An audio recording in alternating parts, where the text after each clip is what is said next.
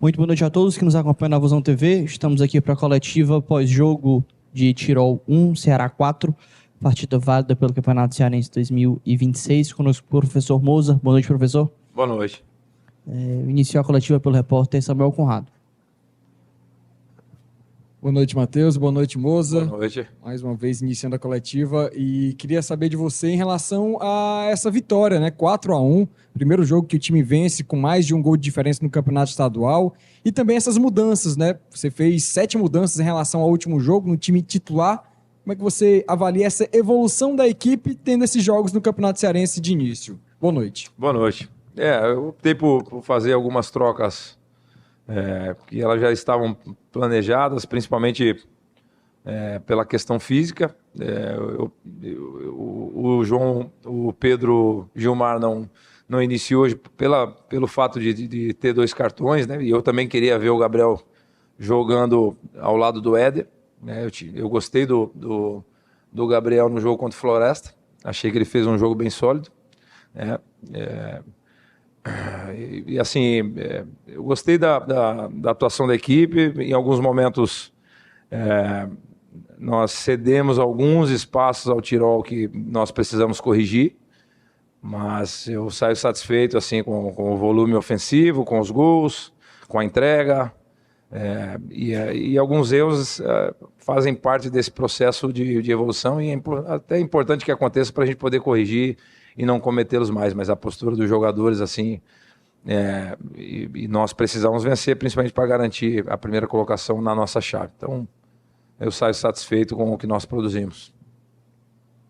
Boa noite, Moza. Boa noite. Marta Negreiros, do Globo Esporte. Eu queria conversar contigo sobre 2 posições ali bem específicas. A primeira é de goleiro. Certo. Hoje o Bruno Ferreira voltou a ser titular na última partida do Richard. Você está mudando também nessa posição. É algo que você pretende levar para o restante da temporada? Ou você ainda não decidiu de fato quem que vai ser o titular nessa posição? E também sobre o camisa 9, né? No caso, o Luca é esse centroavante de fato, de origem. Hoje ele saiu do banco de reservas e você optou por colocar o Vina ali como um falso 9 hoje. Deu certo, né? Fez 2 gols. Eu queria que você falasse também sobre essa posição do camisa 9 do Ceará, que sempre o torcedor bate nessa tecla, né?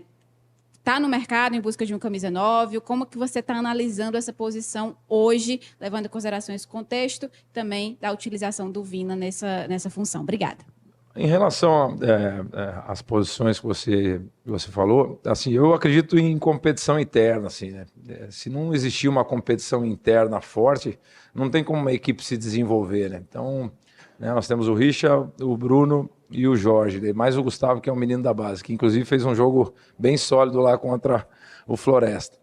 Mas nós temos competição interna em todas as posições. Eu optei de iniciar com o Vina como 9, porque, na minha opinião, ele consegue fazer essa função, seja um 9 de origem, seja um 4º jogador de meio campo, que em alguns momentos ele fez durante o jogo. O fato do Matheus e o Vina se combinarem bem, eles se entendem, quando o Vina flutua, o Matheus adianta um pouco mais. Enfim, eles conseguem ter esse entendimento. Mas não tem uma definição de quem vai iniciar, da equipe titular. Nós estamos ainda nesse processo de equilibrar fisicamente todos os jogadores, sem correr nenhum tipo de risco. Mas eu acredito muito em competição interna. E essa disputa ela vai estar sempre aberta, durante a temporada inteira, porque é o próprio jogador que acaba se escalando. Então, baseado no desempenho que eu entendo, que eu vejo no dia a dia, eu tomo as minhas decisões. Então, nós vamos ter um dia a mais de descanso, né? E provavelmente a gente só joga no domingo agora.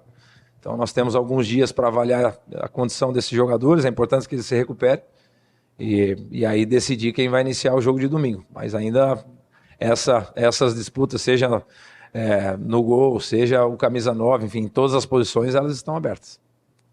Moza, aqui ó, sou Horácio Neto do Jornal Povo, da Rádio Povo CBN. E até pegando uma carona na pergunta da Marta, mas eu queria que fosse mais específico em relação à função que fez o Vina e essa troca que teve junto com o Matheus. O Vina não jogava de falso 9, contando, claro, o período que ele ficou fora do clube, mas desde o Dorival Júnior, que trouxe essa estratégia, trazendo ele como centroavante em alguns momentos, outros momentos mesmo, como você mencionou, um 4º homem de meio campo. Eu queria que você falasse da utilização disso, destacando, até como a Marta falou, que de fato funcionou não só pelos gols, mas pela atuação, mas eu queria que você explicasse como foi essa ideia e principalmente como foi o funcionamento dele em campo. Em relação a um dos motivos que eu escolhi o Vina como 9 é para poupar também o Luca. O Luca tinha feito 2 jogos inteiros, né? Então, o único jogador que eu não estou conseguindo revezar o Éder ainda, e infelizmente não estou. Ele foi o único jogador que fez os 3 jogos inteiros.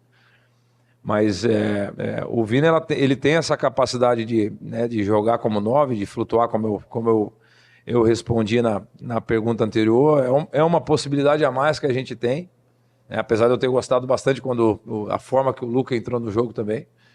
Eu vejo que a característica do nosso time, os jogadores se complementam bem e me dá a possibilidade de fazer algumas formações, né? Seja de forma de estrutura, que a gente parte sempre de um 4-3-3, e hoje em alguns momentos nós fizemos um 4-3-3 um pouco mais, com o Vina flutuando um pouco mais, então ele gerava sempre uma superioridade por dentro.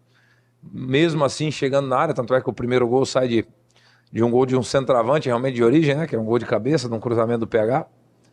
Enfim, e aí cabe a mim escolher determinados jogadores a cada jogo, aquilo que o jogo vai exigir de nós, né? Então, a mesma resposta que eu dei anteriormente, vou dar agora. Assim, não tem uma forma específica que nós iremos jogar ou jogadores específicos que nós colocaremos. Baseado naquilo que nós entendemos que o adversário vai exigir de nós vamos escolher os jogadores. Boa noite, professor. Boa noite. O Alisson, TV Editora Dinâmica. Professor, eu queria que o senhor falasse um pouquinho sobre aquilo que o elenco pode lhe proporcionar ainda. Sabemos que ainda faltam algumas peças e analisando um pouquinho do seu trabalho, acho que no Mirassol você tinha o Chico Kim, no Curitiba você tinha o Depena, que eram jogadores mais construtores que jogavam pelo lado do campo. Hoje você tem Matheus Araújo e mais os velocistas, como você gosta, de jogadores de enfrentamento. Né? Eu queria que falasse um pouquinho sobre aquilo que o elenco te oferta, porque é o terceiro jogo com os profissionais e a terceira variação que você apresenta. Foi um 3-4-3, 3-4-2-1, às vezes um 4-2-4, e hoje você vem com o Vina com essa outra possibilidade. Queria que você falasse um pouquinho sobre essa dimensão que o elenco pode te ofertar também para que o torcedor tenha conhecimento. Predominantemente eu gosto de jogar com pontas de enfrentamento, né? E aqui nós temos o PH, que tem uma característica diferente do Fernandinho. Pegar um cara mais de fundo, é um ponta que joga na perna forte, inclusive, né? Tanto é que o cruzamento para o Luca no jogo contra o Iguatu sai do PH, o cruzamento para o primeiro gol do Vina sai do PH. Então o ponta com a perna forte te possibilita a ter mais volume de cruzamento, né? Nem precisa muitas vezes o lateral chegar no fundo. O Fernando é um ponta de pé invertido. O Fernando é a terceira vez que é meu atleta. E é um dos pontas que tem mais enfrentamento no futebol brasileiro. E eu tenho certeza absoluta que ele vai voltar a ser um cara que vai desequilibrar para nós. Porque eu entendo que o jogador que dribla, ele é o jogador mais cobiçado hoje do futebol mundial. Não sou eu que estou falando, é só assistir. Porque o drible ainda ele é muito importante no jogo. E o Fernandinho vai ser um cara determinante para nós ao longo da temporada. E aí, quando joga o Matheus ali, a característica ela muda, porque o Matheus é um meia de origem que também pode jogar de ponta. Então, acaba que a característica desses jogadores me possibilita de experimentar algumas situações. E hoje nós iniciamos de um jeito no primeiro tempo. Eu optei por colocar o Matheus e o Vina do mesmo lado com o Fernando ali, e eles combinam bem, porque são jogadores bem técnicos, né? E mesmo assim, além da técnica, eles conseguem ainda infiltrar, pisar na área, enfim. Então, nós temos um leque de características importantes dentro do nosso elenco. É óbvio que nós estamos sempre atentos ao mercado, nos ajustes que nós precisamos fazer, das necessidades, mas eu estou extremamente satisfeito com aquilo que a gente tem. Boa noite, professor. Boa noite. Danilo Queiroz, sou do Futebolês. Prazer novamente falar com você. Igualmente. Você falou essa questão do Fernandinho, eu ia te perguntar em relação a isso. Queria saber um pouco em relação a essa questão do ataque. Concordo com você, Fernandinho é um cara que desequilibra, o cara que tem um drible já é muito difícil no futebol, mas você observou, não sei se esse detalhe que eu vou lhe passar. No primeiro jogo, o Fernandinho estava muito bem pelo lado esquerdo com o Fernando. De repente ele erra algum lance ali no segundo tempo, e talvez pelo que aconteceu ano passado do Ceará ter o rebaixamento e os jogadores de ataque ficaram muito nesse foco negativo da torcida, ele vai vaiado, mas ele fez uma boa primeira partida no meu ponto de vista.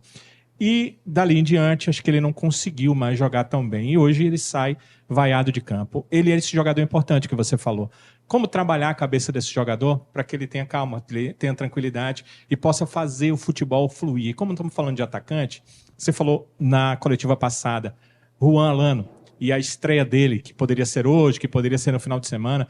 Como está esse jogador? A gente já sabe qual é a questão, a gente já explicou para o torcedor a questão pela qual não está sendo relacionado, mas você falando é diferente, queria que você falasse sobre essa questão do Juan Alano. Eu vou começar respondendo pela segunda pergunta. O Juan Alano, ele vem num processo de readaptação ao futebol brasileiro. Ele ficou 6 anos no Japão e a exigência aqui, física principalmente, ela é muito maior. Então ele está se readaptando, provavelmente vai poder ser relacionado no domingo. Provavelmente. Então nós acreditamos e esperamos que aconteça isso. Em relação ao Fernando, ele vai voltar a ter o desempenho dele, porque primeiro é um jogador que eu acredito muito. Inclusive tentei levá-lo para o Coritiba ano passado. O Ceará chegou na frente. Então, e aí tive a oportunidade de reencontrá-lo aqui, né? Então, é um jogador que tem total confiança minha, eu acredito muito nele. Foi determinante para o acesso do Mirassol em 2024 e será determinante para nós em 2026, eu não tenho a menor dúvida disso. E aí o que ele tem que fazer? Treinar mais, tentar mais vezes. Se ele tentou 5 vezes o enfrentamento, ele tem que tentar 6. Porque é só dessa forma que ele vai recuperar a confiança do torcedor. Eu entendo a insatisfação do torcedor, mas o Fernandinho é um jogador extremamente importante para nós e eu tenho certeza que ele vai voltar a desempenhar como ele sempre fez, que é um jogador, na minha opinião, aí, bem desequilibrante, principalmente no enfrentamento. E ter um jogador como esse, para mim, é um grande privilégio. Perfeito, professor. Muito obrigado. Muito obrigado a todos. Valeu, pessoal. Boa noite.